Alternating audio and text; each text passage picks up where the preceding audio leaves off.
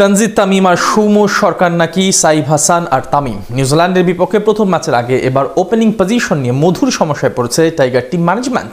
একসাথে তিনজনই আছেন দারুণ ফর্মে, তাই কাকে রেখে কোন দুজনকে একাদশে নেবে সেটাই যেন সবচেয়ে বড় প্রশ্ন কোচ ফিল সিমন্সের কাছে। টাইগার ওপেনিং জুটি নিয়ে এমন মধুর সমস্যা এবং কোন দুজন সুযোগ পেতে পারে শেষ পর্যন্ত, বিস্তারিত রিপোর্ট। পাকিস্তানের বিপক্ষে 2-1 ব্যবধানে সিরিজ জিতে র্যাঙ্কিংয়ে এক ধাপ এগিয়ে ছিল বাংলাদেশ ক্রিকেট দল। বলা চলে দীর্ঘদিন পর 50 ওভারের ম্যাচে বেশ ভালো সময়ের মাঝে আছে লাল সবুজ প্রতিনিধিরা। সেখান থেকে এবার নতুন মিশন নিউজিল্যান্ড সিরিজ। প্রায় 3 বছর পর ব্ল্যাক ক্যাপসদের বিপক্ষে ঘরের মাঠে ওডিআই সিরিজ খেলতে নামবে বাংলাদেশ, যার জন্য এরই মধ্যে ঘোষণা করা হয়েছে স্কোয়াড। সেখান থেকে বলা চলে এবার ওপেনিং পজিশন নিয়ে এক মধুর সমস্যায় পড়েছে টিম ম্যানেজমেন্ট। স্কোয়াডে থাকা 3 ওপেনারের মধ্যে সবাই আছেন ফর্মে, সেখান থেকে কাকে রেখে কোন দুজনকে খেলাবে প্রথম ম্যাচের একাদশে সেটাই যেন এক বড় প্রশ্ন টিম ম্যানেজমেন্টের জন্য।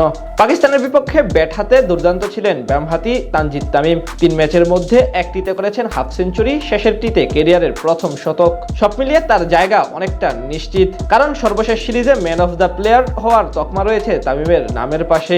এদিকে ব্যাট হাতে পাকিস্তানের বিপক্ষে সিরিজে 3 ম্যাচে ব্যর্থ হলেও অফ ফর্ম কাটিয়ে আবারও রানের মাঝে ফেরার ইঙ্গিত পাওয়া গেছে ডানহাতি সাইফ হাসানের কাছ থেকে।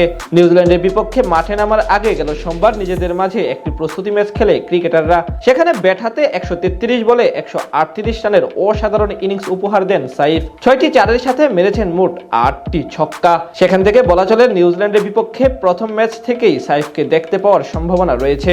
অন্যদিকে গেল বছর ঘরের মাঠে শেষ সিরিজে ওয়েস্ট ইন্ডিজের বিপক্ষে সর্বোচ্চ রানের মালিক ছিলেন সৌম্য সরকার। গেল 2 বছর এই ফরম্যাটে দেশের অন্যতম সফল ব্যাটার ধরা হয় তাকে। তবুও পাকিস্তানের বিপক্ষে একটি ম্যাচেও একাদশে ছিলেন না তিনি, যা নিয়ে বেশ জোরে সোরে আলোচনা হয়। সেখান থেকে এই সিরিজে প্রথম ম্যাচ থেকে সৌম্য সরকারকে বিবেচনা করতে পারে টিম ম্যানেজমেন্ট।